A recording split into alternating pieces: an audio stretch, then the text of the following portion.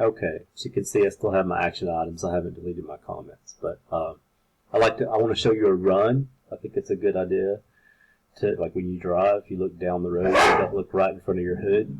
So it's good to see where you're going, what it looks like when you're complete.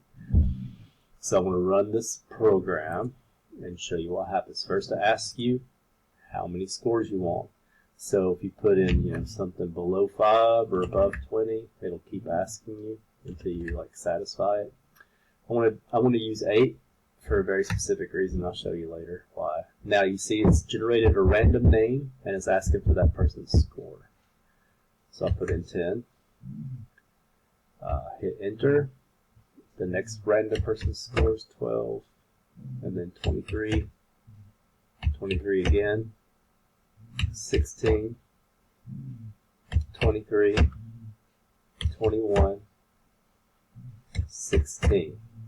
And then it spits out the rest of the program. So you should have noticed there were 8 that I entered. The first 8, 1, 2, 3, 4, 5, 6, 7, 8. Is where I'm entering the scores. The next 8 is just spitting them back at you to show that it registered the names in the array, it registered the scores for the names in the each name in the array correctly. Then it shows you the max score. The max score was 23. The minimum score was 10, so those are correct. The mean is 18, and the standard deviation using the population version is the one I'm doing, is 4.89879.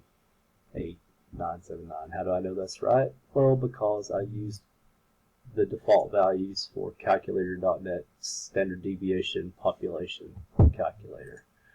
So those are the ones there's 8 of these by default for this website.